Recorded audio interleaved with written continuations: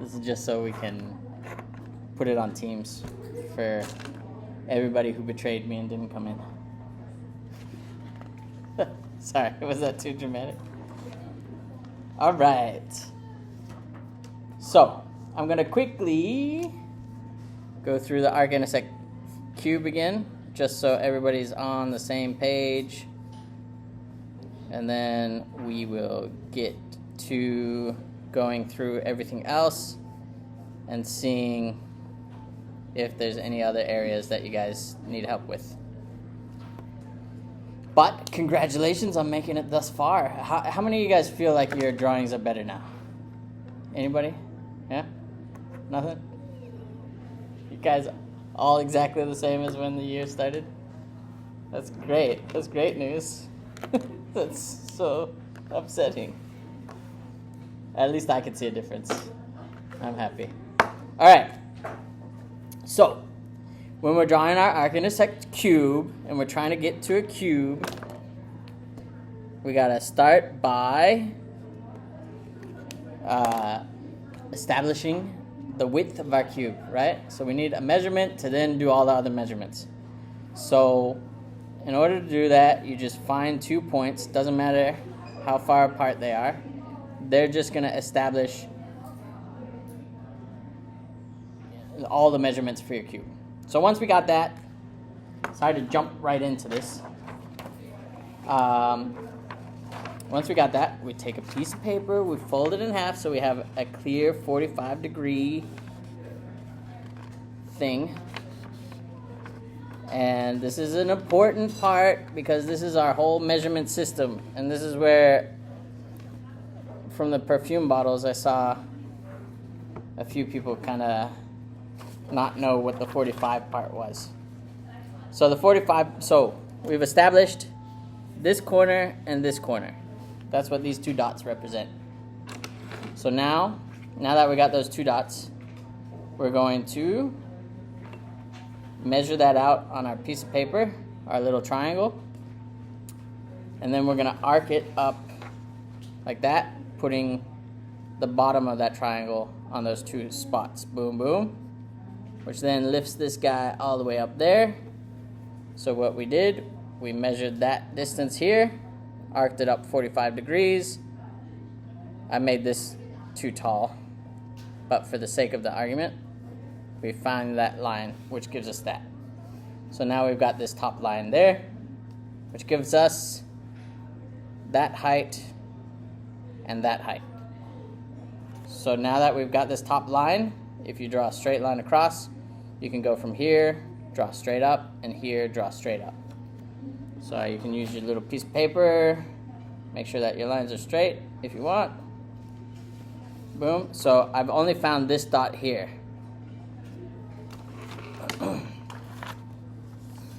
That was the arc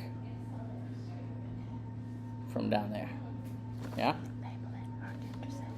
Is that arc intersect? That's the arc intersection. I need to draw the arrow and the arc. Oh, yeah.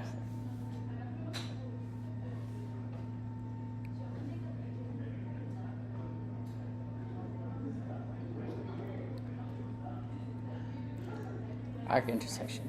Huh? ERS. No? Pardon? She said, we get it. Okay. Alright. Boom. So we got that. Now we've got this line. We've got the distance down here. And that top line. So I draw it down here. And this is where I usually tell you guys about how that is an A4, A3, whatever page. Because that's the measurement. So this is the same measurements as this page is wide and tall. And then we're done with this little arc. That's all this was for, was taking that measurement and putting it up there. So for anyone who wasn't getting that, that's all that corner is for, but you need that corner to do it. Or you need a measurement of this and then measure 45 degrees, that way the same distance. And that seems to be the hardest part for people. So now that we've got that, we need to find the center of this. There's 1,000 ways to find the center, but let's just go with this one where we draw an X because it's a rectangle. And anything that's a rectangle or a square, we can just draw an X, and that will immediately give us the center point. Does that show up on screen, or is that too light? You can see it?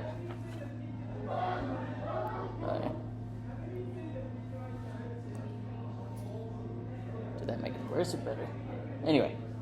Alright, so now we've got the center. Boom. So now we draw a vertical line horizontal with, not horizontal, parallel with our side lines. We got a center line there.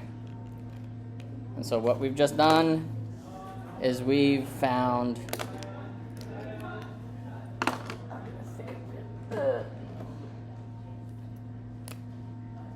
this line here. Boom. So now that we got that line, now we can decide on our perspective. So whatever we choose for our perspective, we just have to be aware of it once we've chosen it. So I can come anywhere under here and choose any point down here to then make where these two lines intersect. Or just, damn it. Probably shouldn't have started with black. But what that does is it makes this little dude right there. All right. So now we've established at least the beginning of our perspective. Now we need to finish off the perspective by figuring out where these back lines are going, because they're going to indicate where the horizon line is and where the vanishing points are. So we have a loose indication with these guys, and I would encourage you to follow that line past that point, just like this, for the sake of kind of making sure that you know that these are all supposed to come together. So now we need to figure out where on this back line our line needs to go to meet this line. So what we could do is you could draw it so that it would almost immediately hit this line somewhere on the page. Like if we did like that, that means the vanishing point's here, right? And then the horizon line is here. That is accurate, but that's not helpful because we don't want something that extreme. The whole point of the arc intersect is that we can make our perspective a little more gentle. So instead of making your vanishing point on the page, I want you to kind of draw it off the page somewhere. So long as this line, if continued, gets closer and closer to the other line. So these two lines are slowly coming together. They're slowly getting closer and closer and closer until one day they meet. And now that I have that line, if I just find the center point and draw it to the other one, then it should be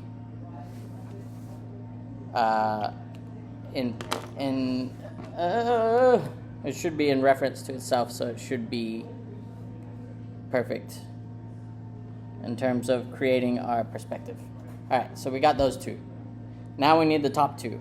We know that the top two need to come through this point and this point because we did our arc to find that arc intersection, and that arc intersection shows us the top two corners of our cube.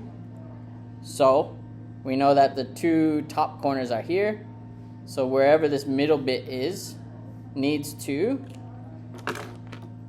be going to the same place as these guys, but also be going through this point. So I might draw a few lines until I find something that feels about right. So I feel like that one kind of feels right. It's going to the same place as those two. So now I've established where that line should be on the center point. And then I can draw that. Boom.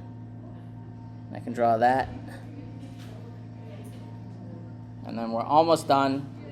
Then we just need to do, so we found this and this, which also finds this front line here, so that we can mark that down.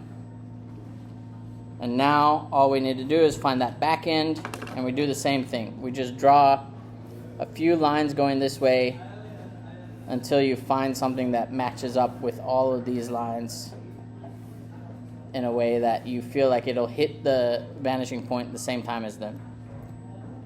You don't want the vanishing point visible on the paper. That's why we're using Arc Intersect, is so you can keep it all off the paper. Boom. And then boom. And there we have an Arc Intersect Cube, which is a cube that is equal this way as it is this way, as it is this way, as it is that way. All of these are equal measurements. So we have a perfect cube. Yeah? So if I messaged on your last assignment, the perfume bottles, your previous last assignment, and I told you I need you to show me that you get it, this is all I need you to draw for me. Just draw this. Show me that you understand how to arc that up. Find that that's the top of your cube. And then draw everything in a rough perspective.